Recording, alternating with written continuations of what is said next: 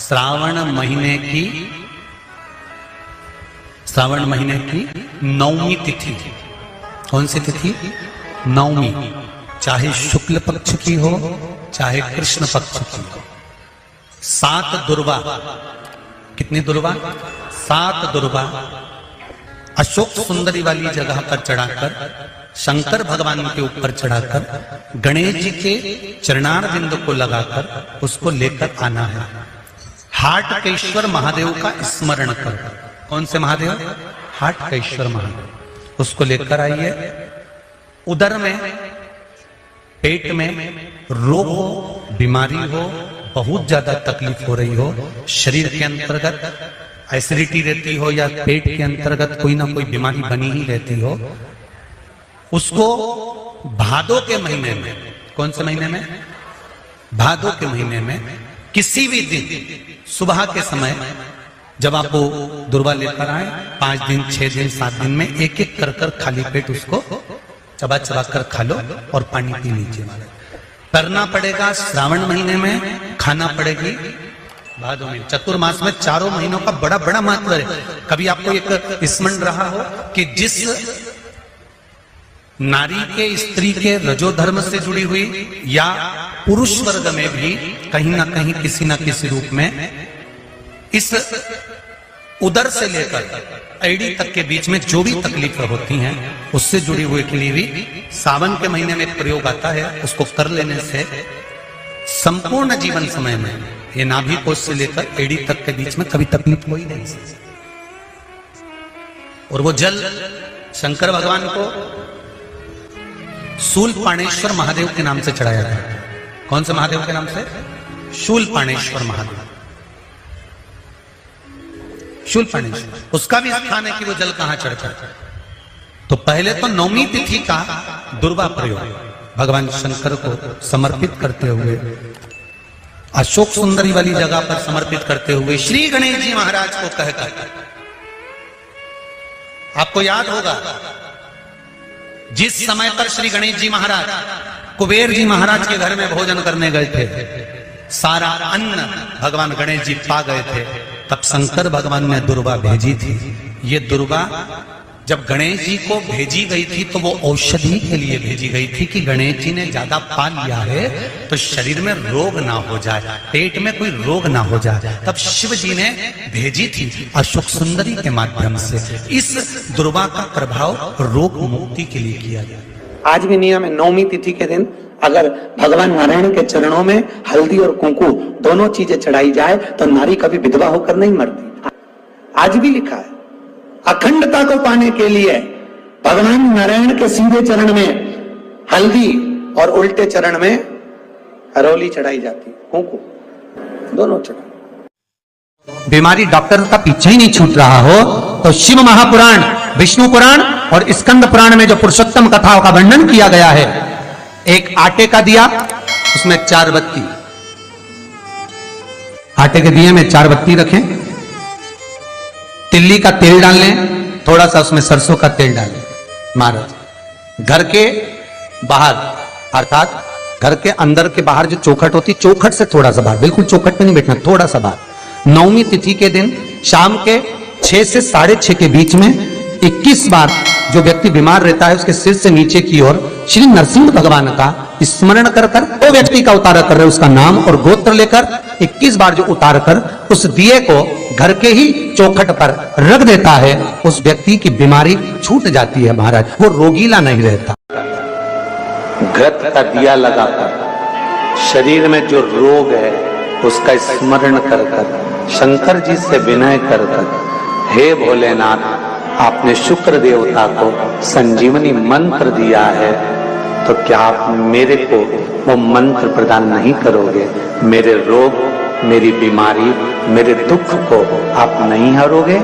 शिव से कहो, ये शरीर आपने दिया है और भजन करने के लिए दिया है, स्मरण करने के लिए दिया है, कीर्तन करने के लिए दिया है, तो संभालोगे भी आप। और बेलपत्री की ओर मुख कर घी का दिया लगाकर महामृत्युंजय मंत्र का स्मरण कर लेने पर धीरे धीरे धीरे धीरे धीरे धीरे वो रोग समाप्ति की ओर आता चले जाता है।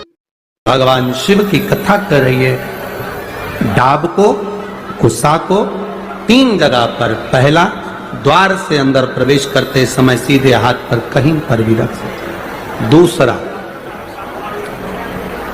पूजन का जो स्थान, पूजन की जो जगह हो, वहां अगर कुसा नहीं रख सको तो कुसा का आसन जरूर रखो। अगर कुसा नहीं रख सकते तो कुसा का आसन जरूर। तीसरा, रसोई घर के अंदर जहां पर परिंदा हो, मटका हो, हंडा हो, उसके आसपास में कहीं थोड़ी भी जगह हो, एक छोटी सी भी कुसा अगर अपन ने रख रखी है तो घर में कभी भी बड़ी बीमारी प्रवेश नहीं कर सकती। एक कुसा भी अगर हमने रखी है, एक डाब भी हमने रखी है, हम तो यहां तक कहेंगे, शिव महापुराण की इस पवित्र कथा में आप लोगों से कहना चाहेंगे,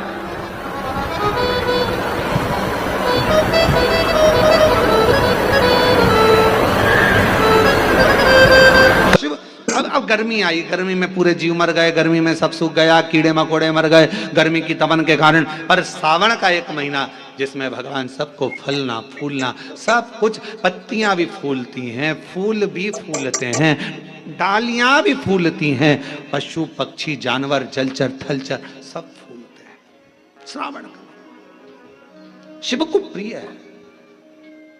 और क्या कहा मेरे भोले बाबा ने नंदी से, ए नंदी, श्रावण का महीना हो, शिव तत्व की प्राप्ति को करने के लिए अगर कोई संसार का मानव मुझे पुकारता है, भजता है, शिव कथा कहती है, शिव जी कहते हैं नंदी से, उस जीव का कल्याण करने के लिए मैं स्वयं उसके द्वार तक पहुंच जाता हूं और उसका उद्धार कर देता हूं, उद्धार कर देता हूं। पर किसका चित्त लगे?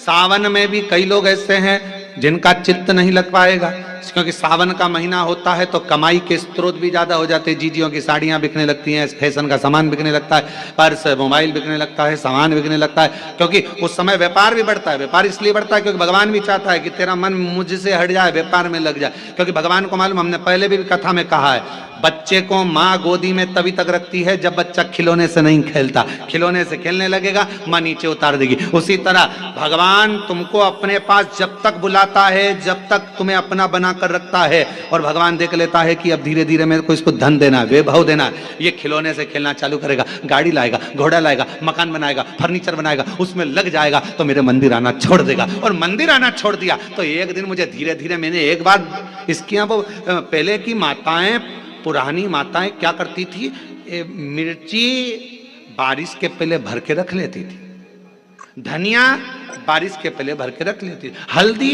बारिश के पहले भर के रख लेती थी, अनाज बारिश के पहले भर के रख ले, क्योंकि 4 महीना खाएंगे खत्म हो जाएगा, अगले महीने में फिर 4 महीने बाद ले आएंगे। उसी तरह भगवान तुम्हें एक बार का विभव दे देता है, एक बार का धन दे देता है, एक बार की दौलत दे देता है, फिर लोग उसको भोगने लगते हैं, और भोगते भोगते आखिरी में एक दिन ऐसा आता है कि डब्बा खाली हो जाता है। डब्बा खाली होता है, फिर रोने बैठ जाता है, तकलीफ आई, फिर लोटा लेकर भागता है। शिव जी कहते हैं जो मेरे मंदिर में, मेरी कथा में, मेरे रस तत्व में हमेशा एक जैसा लगा रहता है, उसकी जिंदगी को भी मैं हमेशा उन्नति की ओर बढ़ाते बढ़ाते अग्रणता में लेकर चले जाता, फिर उसको डाउन नहीं करने देता, उसको नीचे नहीं आने देता। जैसे श्रावण महीने में चढ़ाए गए कनेर के फूल दुर्वा। और हम सबसे कहेंगे, मान लो यदि कोई विशेष कोर्ट का केस चल रहा हो, कोई कोर्ट में कोई बातें चल रही हो, अदालत आदि में कोई कार्रवाई चल रही हो, कोई फाइल प्रशासनिक अधिकारियों के पास फंस गई हो और कुछ ना कुछ उसमें अपने को लगता है कि तकलीफ का प्रसंग है, तो हम कहेंगे शिव की आराधना करो, सत्यता पर जियो, और साथ में 5 दुर्वा, 1 कनेर का फूल पीला, 1 पीला कनेर, 5 दुर्वा, 5 बेलपत्र लेकर शिव जी के मंदिर में जाकर शिवलिंग पर समर्पित कर 2 लोटा जल सावन के महीने में उसी पर बेलपत्र कनेर के फूल पर चढ़ाइए। देवाधिदेव महादेव की कृपा होगी।